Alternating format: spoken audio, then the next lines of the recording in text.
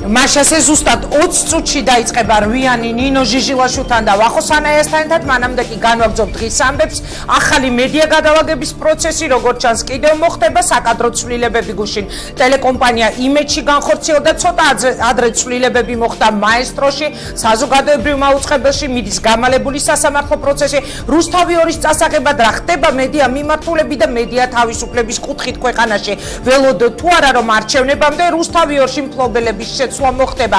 ჟურნალისტი კოკა ყანდიაშვილია, ჩემი შემდეგი სტუმარი მე მას გადავუხდი განსაკუთრებულ მადლობას, მადლობა კოკა, რომ ხარ ჩვენთან ერთად. ძალიან დიდი ხანია აღარ გამოჩენილ ხარ, ძალიან დიდი ხანია ჯერ კულუარებში იყავი და ეხლა საერთოდ აღარ ვიცით სად ხარ.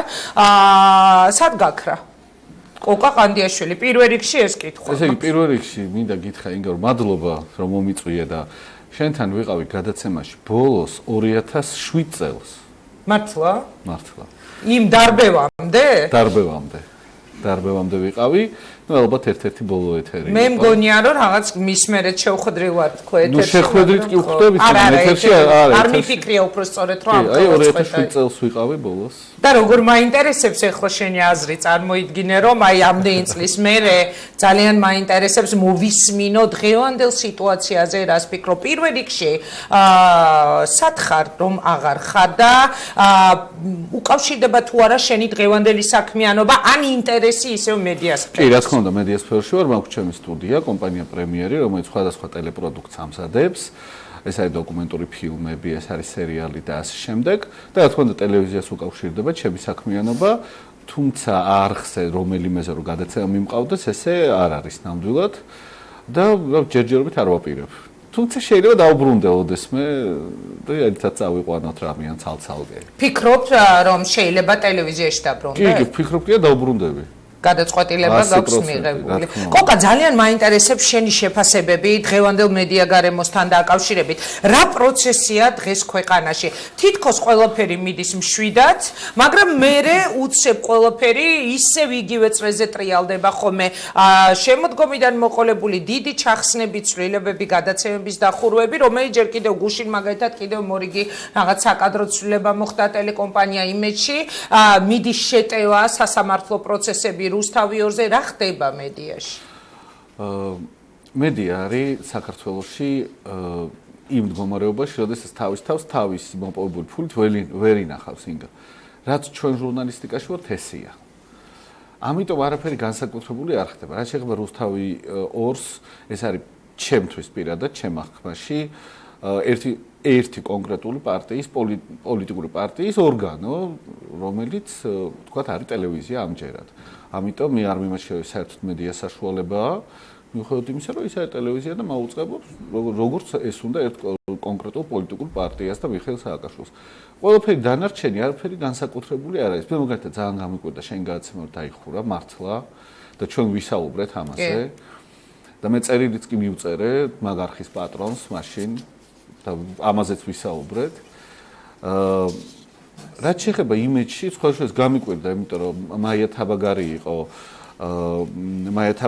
იყო საინფორმაციო ხელმძღვანელი და მე ვიცი და ნანა ლეჟავა მივიდა. კი, არა, ეს უბრალოდ მე წარმატებას ვუსურვებ, ნანა არის ჩემი მეგობარი და არის სუპერ პროფესიონალი, ეს უნდა ვთქვა პირდაპირ ეთერში.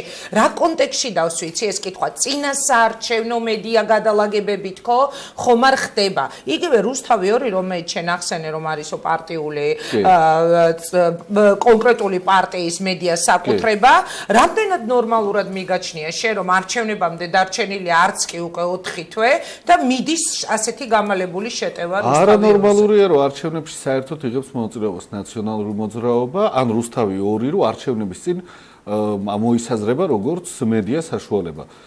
ეს არ არის მედია საშუალება, ინგა იქ არ არიან ჩემი კოლეგები და ეს საერთოდ არ მიმაჩნევს რომ უნდა მაუწყებლობდეს ესე და უნდა იყოს ის კი არა ვთქვათ ვისი უნდა იყოს და ვისი არ უნდა იყოს. უბრალოდ სამწუხარო რომ ეს ტელევიზია დღეს არის ნომერი პირველი, ვთქვათ მაყურებლების რაოდენობით, ხო? იმ დროს, როდესაც არის მაგალითად თქვენი ტელევიზია, იგივე იმედი, იგივე მაესტრო, იგივე საზოგადოებრივი მაუწყებელი. სამწუხარო ის არის, რომ ჩვენ დღემდე თავს ვიტყუებთ, როდესაც რუსთავი 2-ს უყურებთ და ვამბობთ, რომ აი ეს საწყარი რუსთავი 2 როგორ ებძვის, ვინ ებძვის, რატო არ დახურეს? არა, როგორ არ ებძვიან, მოდი რაში გამოიხატება? სასამართლო პროცესები, მთელი რიგი განცხადებები, მუდმივი თავდასხმის რეჟიმში. არ არის თავდასხმის რეჟიმი, ეს არის უბრალოდ ტრაფარეტული ფრაზები. ვინ ესხმის თავს? შეუვარდა ვინმე, დახურა ვინმე, გააგდეს ვინმე, დაიჭირეს, ამაზე წოლა მოხდა, სასამართლომ რამე აუ, ყველაფერი ვინის ნორმალურად მაუწყებლობენ უკაცრავად და ეს ნორმალურია, რუსთავი 2-ის გენერალური პროკურორი როა და არა გენერალური დირექტორი. გვარამია, როდესაც აგინებს მოსამართლეს და მანქურთებად მოხსენიება, ეს უკვე ლოცვის ტოლფასია და არა, ვთქვათ, რაღაც შეურაცხყოფა, იმიტომ რომ ნიკა გვარამია მანქურთს რო გიწოდებს, ეს ყველაზე დაბალი, ასე ვთქვათ, შეურაცხყოფა, რაც კი მისი მეტყველების აპარატიდან გამოდის, ვთქვათ, მოსამართლის მიმართ ან ხელისუფლების მიმართ, ანუ ყველა ვინც არ არის ნაციონალური მოძრაობის მხარეს, ანუ ვინც ამბობს, რომ ნიკა გვარამია არ არის მედია საშუალების ხელმძღვანელი, ის ყველა არის დამთავრებული ადამიანი. ინგა, ჩვენ კარგად ვიცით, როგორ მუშაობს რომელი ტელევიზია. შენ და მე გვაქვს გამოვლილი ყველაფერი, მე მგონი. აი, რაც ამ ქვეყანაში მომხდარა. და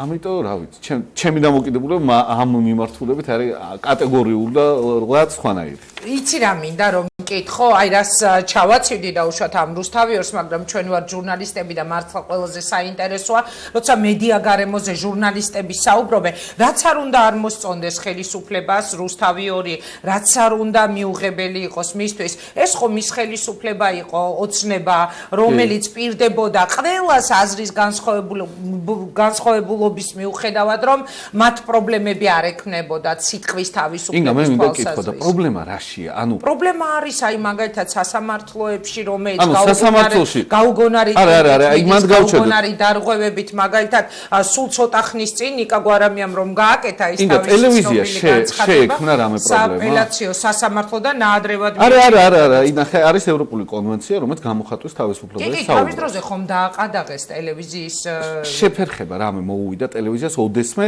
რომელიც აისახა მაყურებლისთვის. რომ აი მაყურებელმა ნახა, რომ რაღაც პრობლემაა. ეს არ მომხდარა. მან პრობლემა ის კი არა, რომ სასამართლო პროცესი მიდის. პრობლემა არის ის, როდესაც ტელევიზიის მფლობელი გამოდის გუშინწელი პრესკონფერენცია. მაგ დღეს დამთავრდა რეალურად რუსთავი 2-ის ლეგიტიმაციის ამბავი იმ პრესკონფერენციამ დაამთავრა.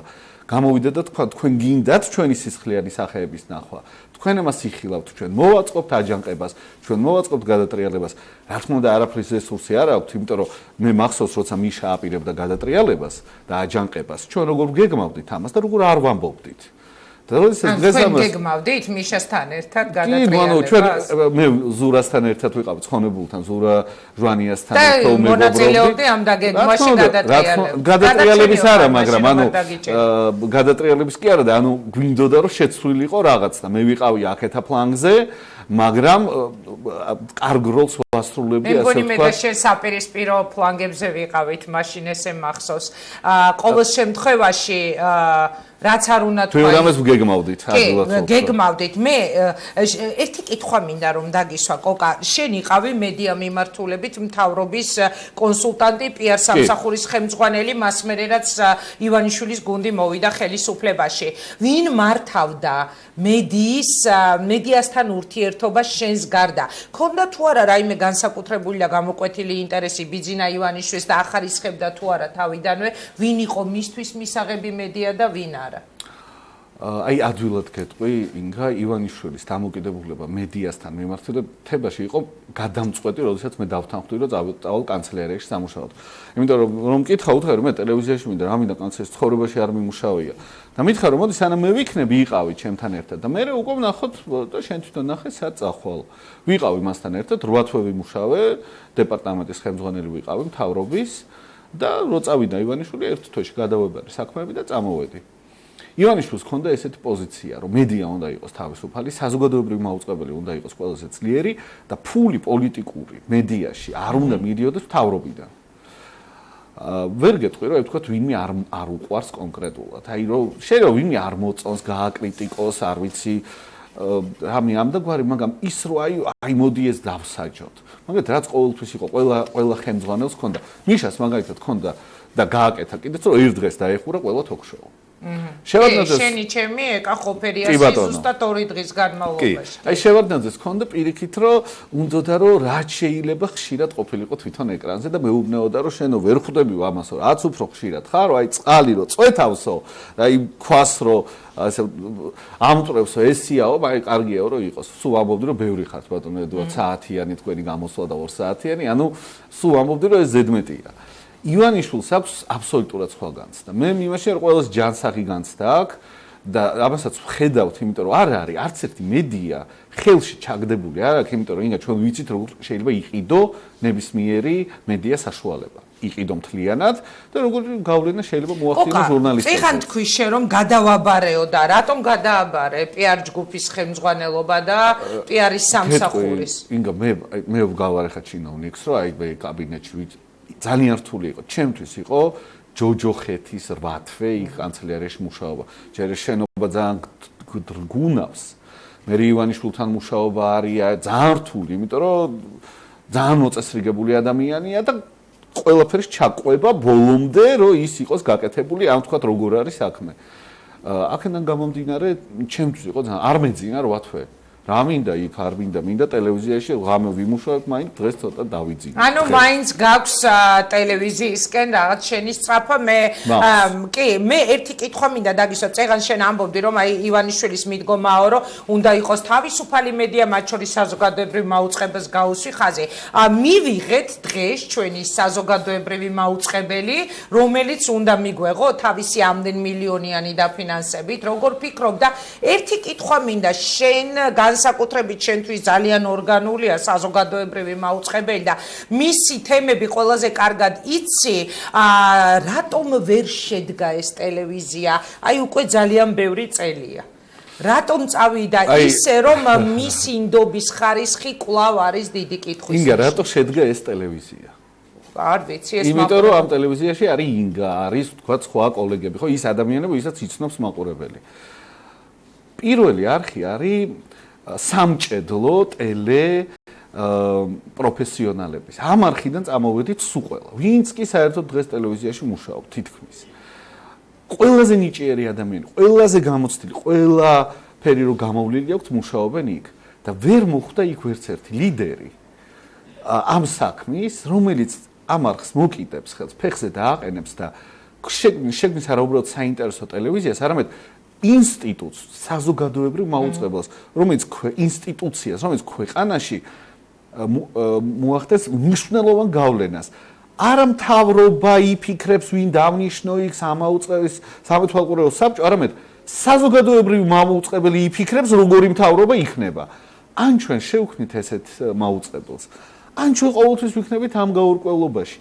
ნახეთ რა მაგარი ხალხი მუშაობს იქ. აი ინგა საერთოდ რო არ გახსოვს ის ადამიანები მუშაობენ დღემდე იქ და რამდენი ახალგაზრდა მიდის ნიჭიერი, მაგრამ საშუალება არ აქვს. დღეს უსმინე გამოსვლა ქონდა პარლამენტში ანგარიშ ჩაბარება სამეთვალყურეო საბჭოს თავმჯდომარე. ძალიან ნიჭიერი ახალგაზრდა კაცია, ძალიან განათლებული, ძალიან კარგ რამეებს ამბობს, მაგრამ რეიტინგი არის 1%. AMR არის თუფეხბურთი 6. დანგრეულია ეს ტელევიზია. მუშტი შეგიძლია კედელში შეიტანო და გამოიტანო, იმიტომ რომ ინგრევა ის შენობა. და მაგალითად მე ვფიქრობ სხვათა შორის და ველაპარაკე ამჟამინდელ დირექტორს ბარათაშვილს რომ შეიძლება მივიდე და რაღაც კაი გავაკეთო. ანუ შენი მომავალი სატელევიზიო გეგმები უკავშირდება საზოგადოებრივ მაუწყებელს. შეიძლება სხვა მაუწყებელთანაც მივიდე, იმიტომ რომ იცი რომ ყველა მფლობელს ვიცნობ. მიშა სააკაშვილიდან დაწყებული და ხო შეიძლება რომ სხვაგანაც აღმოჩნდე. მაგრამ საზოგადოებრივ მაუწყებელი მაინც ისაა, რაც მიყვარს, სადაც ყველას ვიცნობ, პატივს ვცემ და ვიცი ვისი გაკეთება შეუძლია და ვიცი ვისი გაკეთება საჭირო. რა სიტუაციებს თქვა, მაგალითად კანონი არის შესაძლებელი. რა კანონი? საზოგადოებრივ მაუწყებლის შესახებ, იმიტომ რომ დღევანდ ეს კანონი აღჩობს ამ ტელევიზიას.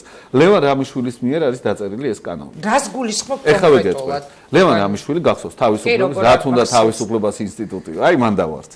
მან დაწერა კანონი, რომლის მეშვეობითაც ყველა ტელევიზიას უნდა ქონდეს ფუნქციონირების საშუალება, ქონდეს რეიტინგი და საზოგადოებრივი მაუწყებელი უნდა იყოს ესეთი ლობიო.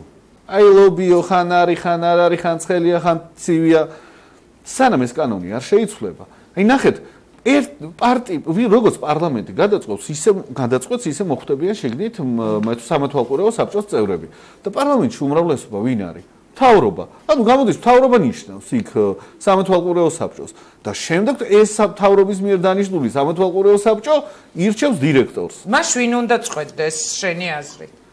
არ უნდა წყვეტ, ანუ არ უნდა წყვდებოდეს ესე. აჰა. ანუ როდესაც ვინც მეთხმას მისცემს პარლამენტში ის გაიმარჯვებს. მეგონი რაღაც სხვა უნდა იყოს. ანუ არის უამრავი ევროპული და ამერიკული საერთაშორისო ორგანიზაციები და ჩვენ გვყავს ძალიან ძლიერი სამოქალაქო საზოგადოება, რომელსაც შეუძლია კარგი კანონპროექტის შექმნას, საზოგადოება ამასაც შეთანხმდეს და გადავწყვიტოთ, რომ ხალხი ფულს ხარჯავს ტელევიზიაში, ეს იყოს კაი ტელევიზია, ან საერთოდ არ დახარჯავს და დაიხუროს და იყოს კერძო ტელევიზიები. აი ეს კი ბატონო და კიდევ ერთი კითხვა მინდა კოკა რომ მაინც მე მინდა ყველაზე ცხელ თემას ისევ რუსთავიორს მივუბრუნდე. როგორ ფიქრობ არჩევნები თუ ჩატარდება რუსთავიორის დღევანდელი მოცემულობის გარეშე? ანუ თუ არჩევნებამდე რუსთავიორში შეიცვლებიან ფლობელები. არჩევნები ჩატარდება? არა, არაფერი არ შეიცვლება. ვის რა შეჭირდება მაგათი შეცვლა?